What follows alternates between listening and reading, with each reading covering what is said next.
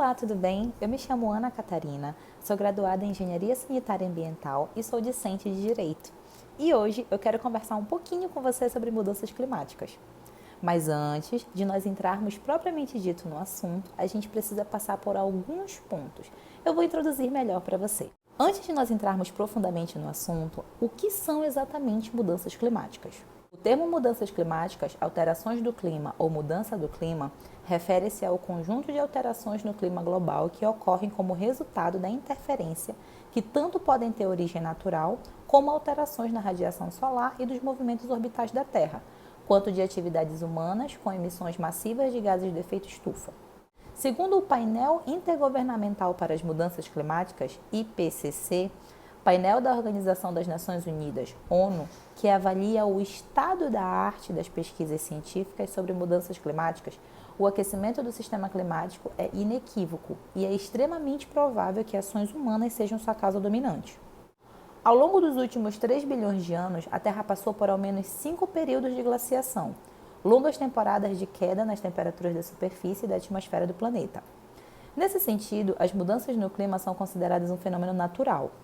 No entanto, a preocupação global com as mudanças climáticas atualmente não tem relação com o fenômeno natural. Cerca de 97% dos cientistas climáticos concordam que as mais recentes alterações do clima, em comparação com o período pré-industrial, foram causadas pela ação da humanidade com a emissão desenfreada dos gases de efeito estufa. O aumento da temperatura média global causa efeitos que já podem ser percebidos em diferentes regiões do mundo, como períodos de estiagem ou de chuva mais intensos, estações de calor ou frio mais extremo e o aumento do nível do mar. A queima de combustíveis fósseis gera emissões de gases de efeito estufa que agem como um grande cobertor em torno da Terra, retendo o calor do Sol e aumentando as temperaturas. Exemplos de emissões de gases de efeito estufa que estão causando mudanças climáticas incluem dióxido de carbono e metano. Isso pode vir do uso de gasolina para dirigir um carro ou carvão para aquecer um prédio, por exemplo. O desmatamento de terras e florestas também pode liberar dióxido de carbono. Aterros para lixo são uma das principais fontes de emissão de metano. Energia, indústria, transporte, edificações, agricultura e uso da terra estão entre os principais emissores. Tudo bem, mas como exatamente chegou nesses dados? Em que momento começou-se a pesquisar sobre isso e em que momento foi-se notada essa necessidade dessa pesquisa mais a fundo das nossas mudanças? Bem, tudo começou na Grécia Antiga. Teosfrato, que viveu de 372 a.C. a 287 a.C., pupilo de Aristóteles, documentou que a atividade humana era capaz de influenciar no clima. Ele observou que a drenagem de pântanos esfriou uma área próxima à Tessália e que a derrubada de florestas próximas a Filipos fez aumentar a temperatura. No caso, Teosfrato percebeu alterações no clima local, pois com os recursos disponíveis naquela época, ele não poderia analisar impactos no meio ambiente de forma global. Em 1896, o físico sueco Swan Arrhenius se tornou o primeiro a identificar o papel do dióxido de carbono no aumento da temperatura terrestre, e foi o cientista que cunhou o termo efeito estufa. Em seus estudos, Arrhenius chegou à conclusão de que a queima de carvão causaria um aumento significativo dos níveis de carbono na atmosfera ao longo dos séculos. Menos de um século depois, entre 1957 e 1958, o cientista norte-americano Charles Killings instalou estações para medir concentrações de dióxido de carbono na atmosfera no Polo Sul e no Havaí. As medições começaram a mostrar um aumento consistente. Diante da necessidade de consolidar esses dados, a Organização das Nações Unidas, a ONU, criou em 1988 o Painel Intergovernamental sobre Mudanças Climáticas, com o objetivo de providenciar informações científicas aos governos para que sejam desenvolvidas políticas climáticas. De forma voluntária, pesquisadores de várias partes do mundo vinculados ao IPCC analisam centenas de estudos científicos publicados a cada ano para elaborar um documento com as informações disponíveis sobre o que estimula as mudanças climáticas, os efeitos das alterações no clima e riscos futuros, além de identificar como medidas de adaptação e mitigação podem reduzir esses riscos. Para frear o aquecimento global e limitar o efeito das mudanças climáticas, o IPCC trabalha com um cenário que prevê limitar o aumento da temperatura a 1,5 graus Celsius e evitar que ultrapasse os 2 graus até o final do século, em comparação com os níveis pré-industriais. Esses são os objetivos estipulados no Acordo de Paris, tratado internacional assinado por 195 nações, incluindo o Brasil, em 2015. Atualmente, a temperatura do planeta está 1 grau Celsius mais quente em comparação aos níveis pré-industriais. As variações de temperatura podem parecer irrisórias, mas são dramáticas para os ecossistemas na Terra. Com o aumento de 1 grau Celsius, há vários efeitos das mudanças climáticas que estão em curso, como secas mais prolongadas, eventos climáticos extremos, queimadas fora de controle e temperaturas recordes em diversas regiões, incluindo cidades brasileiras. Com estimativas sobre os efeitos das mudanças climáticas, governos podem preparar planos de mitigação e adaptação. No caso do Brasil, por exemplo, um dos setores que será mais impactado é a agropecuária, por depender diretamente do clima para a produtividade. Além disso, o aquecimento do planeta faz com que as geleiras derretam e o nível do mar aumente, o que coloca em risco a manutenção de diversas cidades litorâneas. As implicações práticas das mudanças climáticas são vastas e numerosas e perpassam diferentes aspectos da vida em sociedade. Ao mesmo tempo, a vida humana depende do equilíbrio dos ecossistemas planetários e sua biodiversidade, que também sofre os impactos das mudanças climáticas. Os impactos nocivos e crescentes sobre as geleiras, oceanos, naturezas, economias e condições de vida humana afetam as gerações presentes e futuras. Daí, a urgência de agirmos para reduzir as emissões de gases de efeito estufa e combater a crise do clima. Diante de todas essas informações, existem vários casos que podem ser relatados, principalmente no momento que nós estamos vivendo. Como foi aberta uma porta muito grande para a área científica, esses dados estão muito recentes, então são extremamente seguros, feitos por empresas, laboratórios e cientistas realmente voltados única e exclusivamente para as mudanças climáticas diante das condições que estamos vivendo. De acordo com a BBC News, o ano de 2020 foi o mais quente já registrado na Europa, superando a marca anterior por uma grande margem. Essa é uma das conclusões que foram tiradas do relatório Estado do Clima, recém-publicado pela Sociedade Meteorológica Americana, que também traz alertas importantes sobre o clima no Brasil e no Ártico. Na Europa, as temperaturas do ano passado foram mais de 1,9 graus Celsius, acima da média registrada entre 1981 e 2010. Essas informações preliminares nesse início do ano já confirmam que 2020 tinha batido o recorde de temperatura no continente, além de ser um dos 3 anos mais quentes em todo o mundo. Agora, o relatório aponta que a diferença em relação a anos anteriores foi significativamente mais alta do que se pensava anteriormente. Além de 1,9 graus Celsius mais quente do que a média de longo prazo, a temperatura média em 2020 foi 0,5 graus Celsius superior ao recorde anterior. Um dos pioneiros nesse estudo é o Robert Dunn, cientista climático sênior na Agência Britânica de Meteorologia.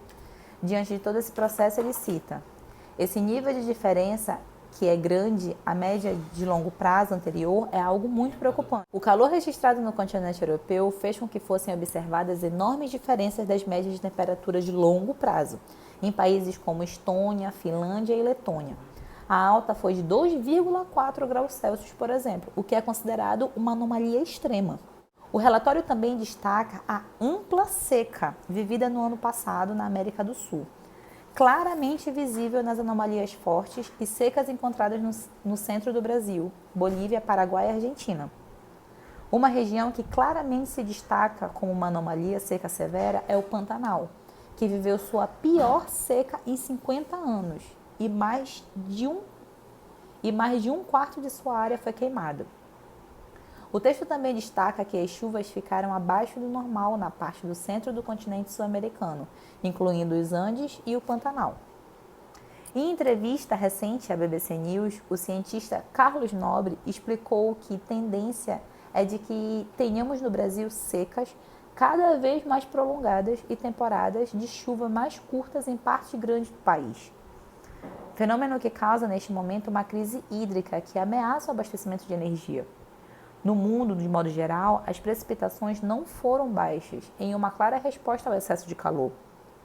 A total evaporação foi bem acima da média e a umidade acabou tornando ainda pior a sensação de calor em algumas partes.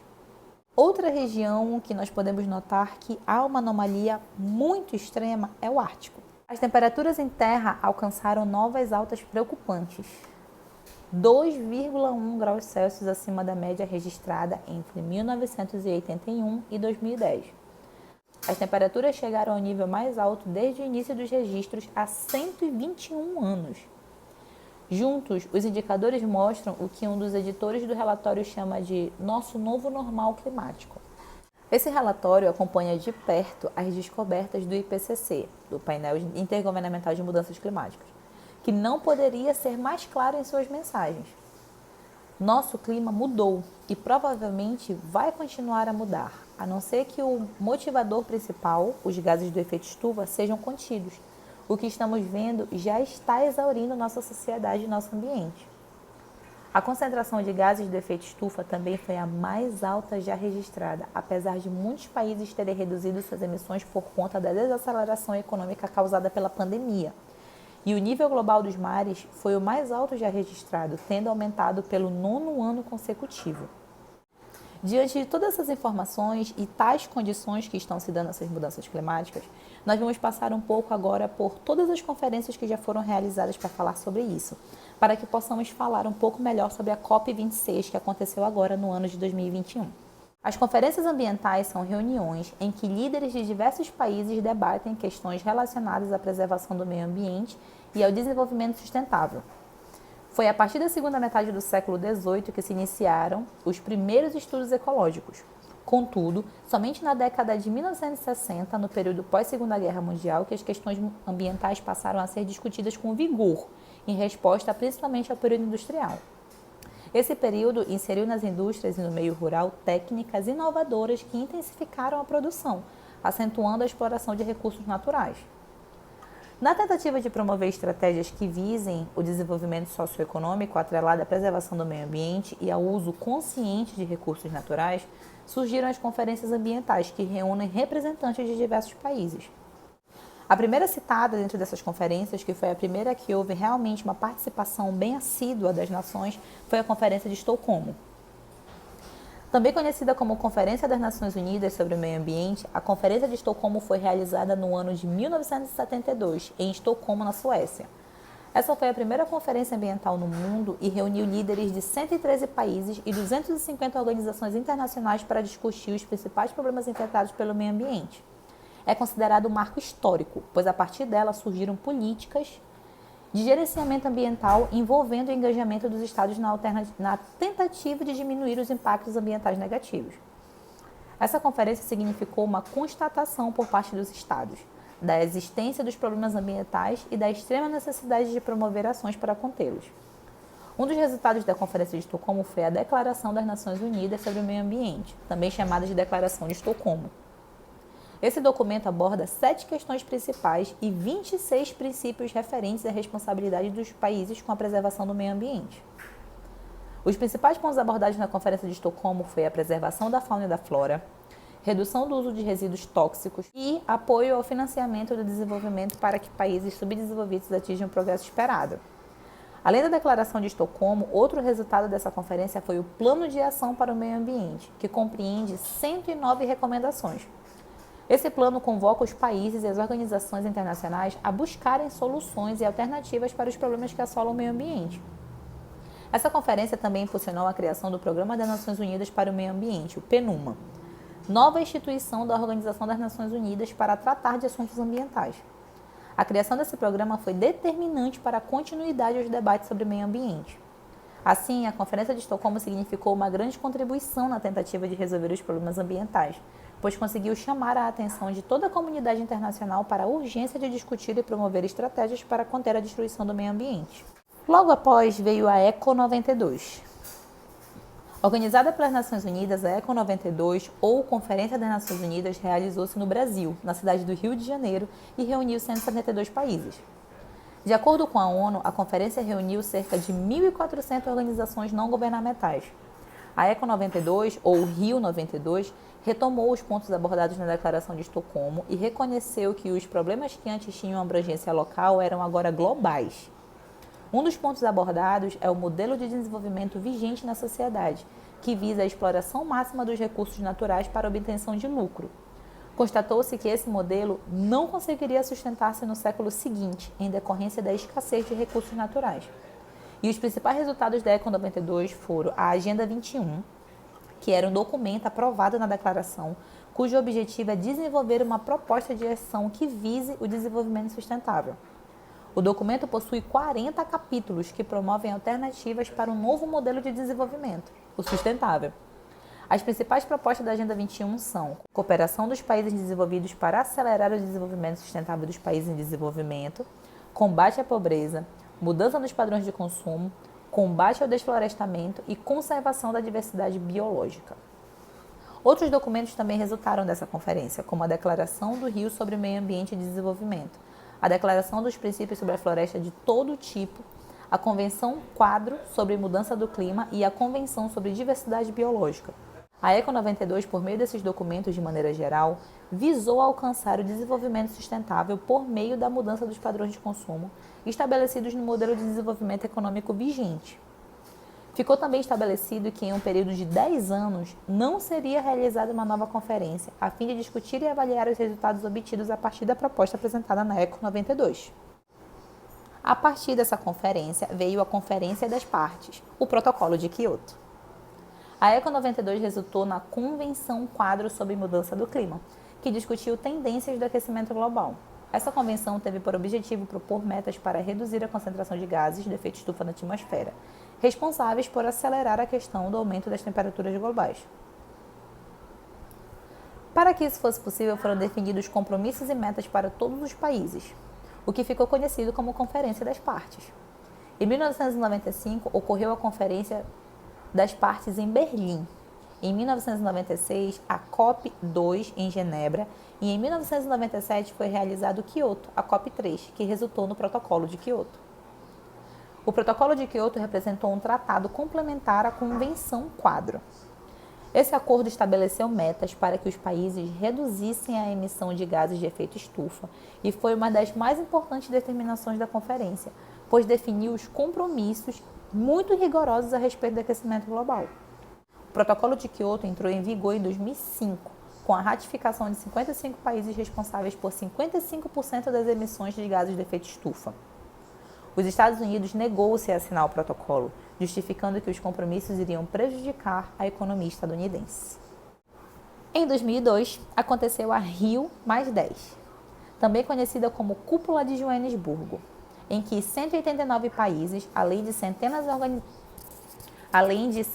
de organizações não governamentais participaram. Um dos resultados dessa conferência foi a Declaração de Joanesburgo. Esse documento destacou problemas de ordem mundial associados à globalização, como a miséria e a fome. Além disso, reforçou que o empenho dos países deveria convergir para o estabelecimento do desenvolvimento sustentável. E os principais pontos destacados dessa declaração foi a necessidade de proteger a biodiversidade, promoção do acesso à água potável, melhoria do saneamento básico para atender as populações, acesso à energia e à saúde e combate à fome, aos conflitos armados, ao narcotráfico e ao crime organizado. A Rio+10 também retomou os compromissos firmados na ECO 92, destacando o dever de cobrar os líderes mundiais a prática de metas firmadas pela Agenda 21. Contudo, essa conferência não obteve resultados significativos, visto que os países desenvolvidos não concordaram em cancelar as dívidas dos países mais pobres. Além disso, os países que fazem parte da Organização dos Países Exportadores de Petróleo, OPEP, não assinaram um acordo que tinha como meta o uso de 10% de fontes de energias renováveis. O principal ponto positivo dessa conferência está relacionado com o abastecimento de água, visto que os países concordaram em reduzir pela metade, até 2015, o número de pessoas que não têm acesso à água potável. Outra conferência foi também a Rio+20. Também conhecida como Conferência das Nações Unidas sobre Desenvolvimento Sustentável, foi realizada no Brasil, na cidade do Rio de Janeiro, em 2012. Recebeu esse nome porque foi realizada 20 anos após a Rio 92. Dessa conferência participaram 193 países, membros da ONU, e teve uma das maiores coberturas midiáticas da história. Foram retomadas questões debatidas nas conferências anteriores e refletiu-se sobre as nações adotadas pelos países desde 1992. Identificando aquelas que pudessem orientar o desenvolvimento sustentável para os próximos 20 anos. O principal objetivo da Rio+20 refere-se ao reforço do compromisso dos Estados com a sustentabilidade. Essa conferência foi organizada pela ONU e levantou um questionamento: qual o futuro que queremos? Dessa questão resultou o documento que ficou conhecido O Futuro que Queremos. As principais propostas do documento foram erradicar a pobreza, integrar aspectos econômicos, sociais e ambientais ao desenvolvimento sustentável, proteger os recursos naturais, mudar os modos de consumo, promover o crescimento econômico sustentável, reduzir as desigualdades e melhorar as condições básicas de vida. Basicamente, todas essas conferências tiveram o mesmo embasamento e os mesmos fundamentos para utilizar os argumentos, tendo em vista de que eles precisavam de respaldo para continuar fazendo as conferências diante do resultado das anteriores. Tanto que, basicamente, os acordos que eram vinculados ao fim da conferência eram basicamente as mesmas coisas. Se vocês forem olhar na íntegra, todos chegavam à mesma conclusão, que era combate à fome, à pobreza e desenvolvimento sustentável. Com isso, era para acontecer em 2020 a COP26, outra conferência específica do clima. Porém, por conta da pandemia, não conseguiu se realizar em 2020 e foi adiada para 2021. Mas o que essa COP teve de diferente das outras? A COP26, prevista para acontecer em 2020 e adiada para 2021, aconteceu em meio a um processo de recuperação da pandemia do Covid-19 e poucos meses depois da publicação do 6º relatório de avaliação do IPCC. Esse relatório foi o mais enfático em destacar as evidências das emissões de gases de efeito estufa pelas atividades humanas como causa inquestionável do aquecimento global, bem como de seus efeitos para todas as regiões do planeta, com muitos danos já irreversíveis. A expectativa era de que essa seria a mais importante reunião política climática desde o Acordo de Paris, assinado em 2015, que tem como objetivo diminuir emissões de gases de efeito estufa para limitar o aquecimento global a 1,5 graus Celsius. Ao longo da COP26, sediada em Glasgow, as partes, os países membros, deveriam apresentar um balanço das ações realizadas nos últimos 5 anos, bem como propor estratégias para mitigar o aquecimento global. Para isso, cada país determina metas e medidas para implementar, ações de redução de emissão de curto e longo prazo, chamadas contribuições nacionalmente determinantes. Com essa renovação, é possível o aumento das promessas nacionais de redução das emissões de 5 em 5 anos. Foi um destaque desse encontro. A definição das CND é essencial para a implementação do Acordo de Paris. Considerando as contribuições nacionalmente determinadas, as declarações adicionais, ou seja, que não fazem das CND compromissadas no âmbito de Acordo de Paris, de emissões líquidas zero até 2050, quando eles utilizam essas datas, é com relação a países específicos. 2050 ele está tratando da União Europeia e Estados Unidos. 2060, China. E 2070, Índia. E incluir compromissos assumidos para o setor privado. O aquecimento neste século poderia estar limitado a 1,8 graus Celsius. No entanto, um relatório divulgado pelas Nações Unidas indica que, mesmo com o reforço dos objetivos do Acordo de Paris, o mundo ainda está seguindo em direção a um aquecimento de 2,7 graus Celsius. Cabe observar que, obviamente, o sucesso das metas definidas na CND para limitar o aquecimento global depende de que cada país ponha em prática políticas eficazes que atinjam plenamente esses objetivos. Mas, em resumo, para alguns dos negociadores e observadores oficiais, ainda que a ambição das metas indicadas tenha ficado aquém das expectativas para o encontro, o progresso das propostas é notável. Anteriormente ao Acordo de Paris, o conjunto de políticas e trajetórias vigentes à época levaria um aumento de 3,7 graus Celsius na temperatura média do planeta neste século. Portanto, no período de 2014 a 2021, pode-se dizer que o aquecimento previsto para este século caiu de 3,7 para 2,4 graus Celsius, ou até mesmo para 1,8 graus Celsius, e isso excluindo os compromissos do setor privado.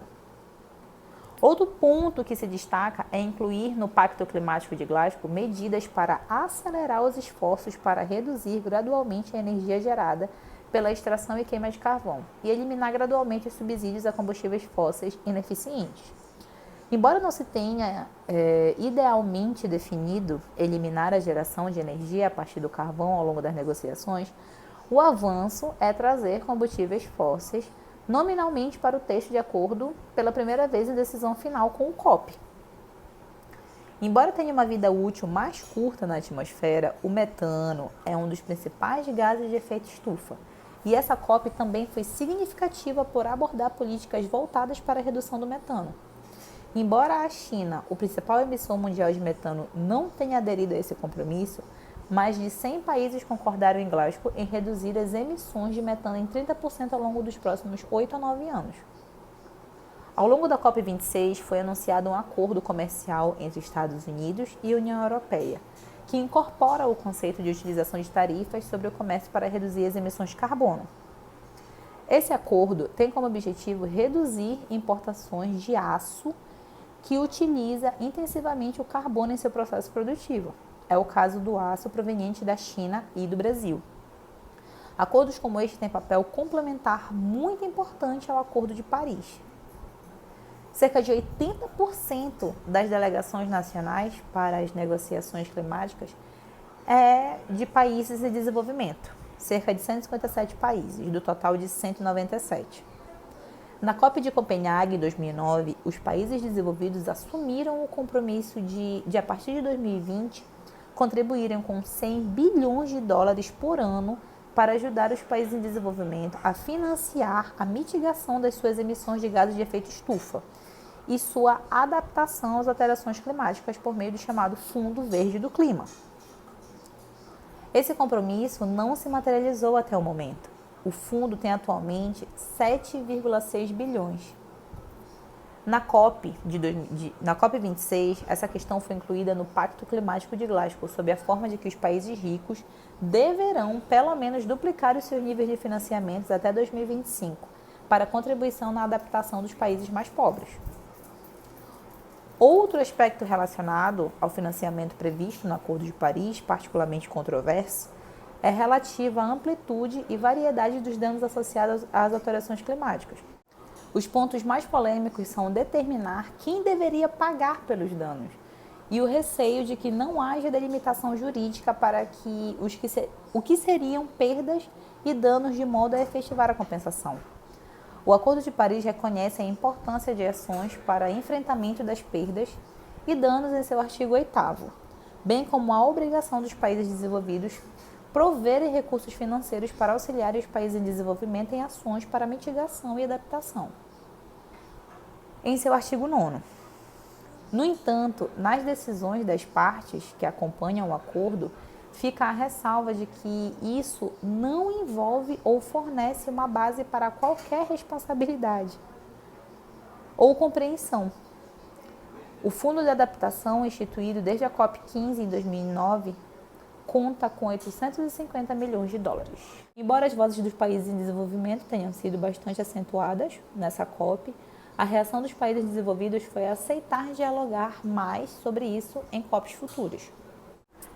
Um dos pontos de maior avanço da COP26 foram as discussões para estabelecer regras e procedimentos para um mecanismo de mercado de carbono instituído pelo artigo 6º do Acordo de Paris, para contribuir para a mitigação de emissões de gases de efeito estufa e apoiar o desenvolvimento sustentável. Instituído no Protocolo de Quioto, chamado Mecanismo de Desenvolvimento Limpo, foi aprovado como modelo na COP26. No mercado de carbono, é possível aos países comprar e vender licenças ou créditos de emissão de carbono através das fronteiras. Isso porque países que sequestram carbono por meio de suas florestas ou implementam ações para diminuir emissões podem comercializar créditos de carbono para outros países cumprirem suas próprias metas. O mercado de carbono pode ser considerado um incentivo para que os países minimizem suas próprias ações enquanto se beneficiam das ações para a redução de emissões de outras nações. Por outro lado, pode gerar um estímulo para que as nações possam aumentar seus compromissos ao longo do tempo. Para viabilizar o comércio de emissões previsto no artigo 6º, a regulamentação desse mecanismo foi crucial, com o cuidado de que as metas de cada país sejam contabilizadas corretamente em seu compromisso no Acordo de Paris. Ainda há muito que se debater entre os especialistas para a compreensão e implementação desses mecanismos após Glasgow, mas na COP26 foi dado um passo além e foram estabelecidas regras claras e consistentes de contabilidade para os ajustamentos correspondentes à CND nos processos de comercialização de emissões de carbono, protegendo a ocorrência de uma contagem dupla sobre as metas. Além disso, foi também estabelecida uma taxa para as transações, de modo que as trocas internacionais também se revertam sob uma porcentagem para o Fundo de Adaptação, para apoio financeiro para adaptações às consequências das mudanças climáticas pelos países em desenvolvimento. Mas por que foi tão importante? O que foi tão diferente das outras? É importante celebrar os pequenos avanços da COP26 dentro da complexidade característica das decisões em âmbito global. Mas a sociedade precisa acompanhar os desdobramentos e ficar atenta para as próximas ações dos dirigentes e instituições. Adiar discussões importantes para a próxima COP não resolve o problema. Metaforicamente, seguiremos vivendo as consequências de uma doença que pode piorar cada vez mais, enquanto adiamos tomar os medicamentos ou fazer procedimentos cirúrgicos que já sabemos necessários. Pode não haver tempo para a cura. O fato é que a situação é de emergência climática e as ações resultantes ainda não são suficientes para que os países sigam em direção a alcançar as metas de acordo com Paris. Estamos literalmente correndo contra o tempo.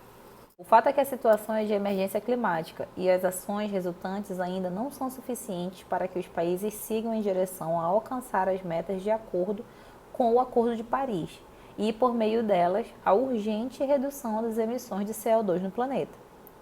Estamos literalmente correndo contra o tempo. Ainda que todas as emissões de gases de efeito estufa originadas da atividade humana fossem zeradas hoje, os gases têm uma vida hábil na atmosfera que faz com que os efeitos do acúmulo se mantenham por muitos anos. A defasagem do CO2 na atmosfera, por exemplo, leva mais de 100 anos.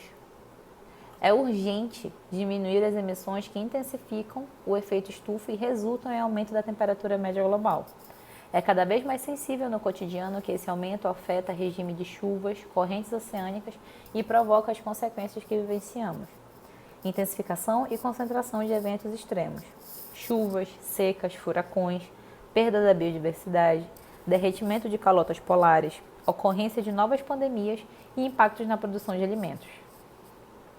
Como todas essas informações estão vinculadas ao nosso cotidiano, será que nós conseguimos ver diariamente essas mudanças?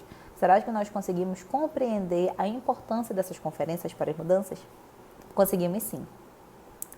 Pode parecer distante da realidade do dia a dia a perda de ecossistemas naturais e de 60% das populações de peixes, anfíbios, répteis, aves e mamíferos nos últimos 40 anos, de acordo com o relatório do Planeta Vivo da WWF.